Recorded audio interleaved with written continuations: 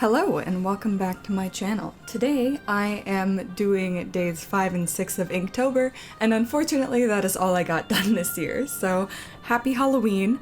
I'm actually not that disappointed because 6 days is twice as many as I did last year. Last year I only did 3 days, so if I keep along the same track I'll get it done in the next 3 years possibly. In all honesty, I did a lot of traveling this month back and forth to my parents' home, so I wasn't at my drawing tablet, I wasn't at my computer, so I wasn't able to record and edit and upload as much as I would have liked to. But I'm still very happy with the number I did get done.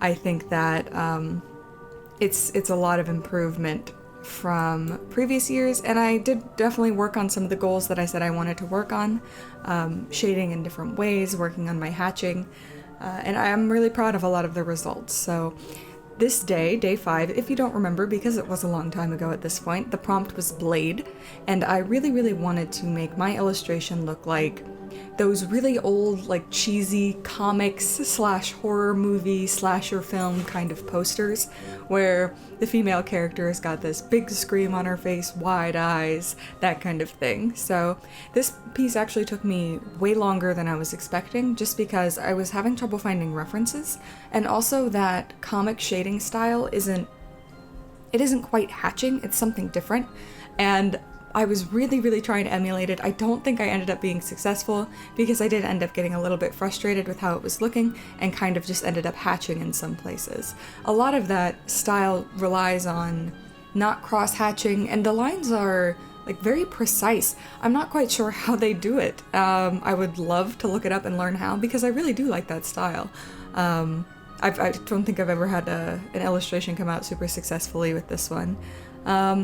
So I suppose my story with this illustration is that this woman is being possibly kidnapped or something like that. She's definitely the victim in the crime. I'm not sure if she gets away or anything, and I'm not sure who this man is, if she knows him. It was sort of just very focused around the concept of what art style I was using instead of the story surrounding it. So I had a very specific reference image with that screaming face because I felt like I'd seen it everywhere, and then when I went to look it up I couldn't find like the right combination of words to come up with a good reference image. But I am pretty happy with the way this looks. It's not quite movie poster, but it does have that same aesthetic, and I do think the shading that I did in some places looks good.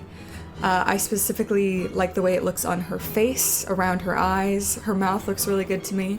Later on in the illustration, because I was having a hard time finding references for the clothing, I sort of do some basic cell shading and then add texture after the fact, just because while I do enjoy the look of the hatching, it takes me so much time, and I'm not sure if that's because there are actually just more lines that I'm having to do, I can't just fill in with the fill bucket, or if it's because I'm inexperienced at it, but it does take me a long time, and this illustration took 4 days. So in the limited time that I did have back at home, I wasn't getting as many illustrations done because I was taking so long to do the ones that I had prepped. So at some point working on it, I was just like, I want to get this done, I want to be done with it. And that was sort of at the point where I was doing their clothing.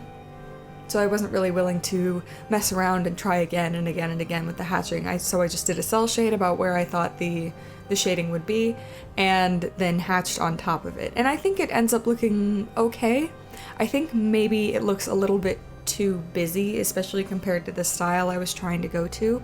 That style tends to look a little bit more clean than I did it. I mean, it does look scary, it does have that spooky hatched vibe to it that I was going for. I'm just not sure I really captured what I like about that horror comic old slasher movie aesthetic. I decided to make the background dark because I thought it would make the lighting look more dramatic, and there I am done with day 5 Blade. Only like 21 days late. For the next one, I started this illustration on my iPad on Procreate, and I actually did a couple days sketches on Procreate, but I never got to bring them into my tablet and finish the illustration. So Day number 6, the prompt was rodent, and I had an idea for this one almost instantly. I wanted to have a couple rats in the illustration popping around a skull.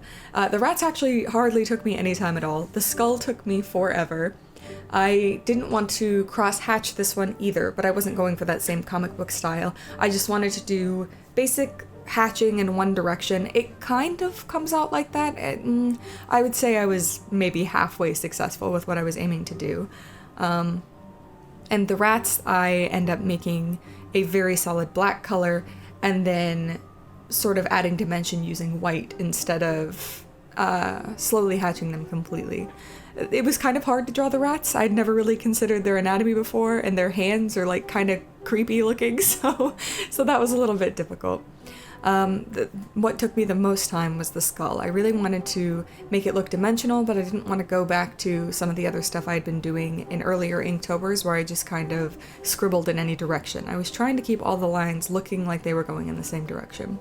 That kind of falls apart when I'm doing the roundness of the skull, just because to make it look round there were lots of hatched lines going in different directions, sort of meeting up at a point on the head. But I think for most of the other parts of the skull, the hatching is vertical, it's going in one direction.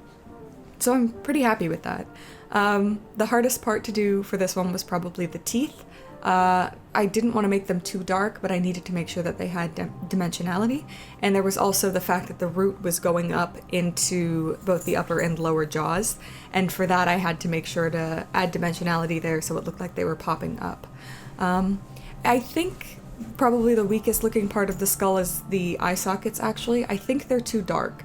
And that was my mistake. My initial thought was, of course this is going to be the darkest part, that's where the light sinks in, but you would actually be able to see the side of the eye socket, and I think that contributes a little bit to visibility issues with at least the rat inside the eye socket, but also with the rat outside of it. I kept them very graphic looking, very graphical, that is, you know, not a lot of shading to make them look dimensional, just very kind of flat, and I used the highlights to bring light back into the illustration and into the parts where the black would be overlapping with itself, like the underarms. So I added a shadow, signed it, and that is day number 6 of Inktober done. If you like this video, be sure to leave a like, subscribe if you want to see more. Hopefully I'll be uploading again soon, and have a wonderful Halloween and all that jazz.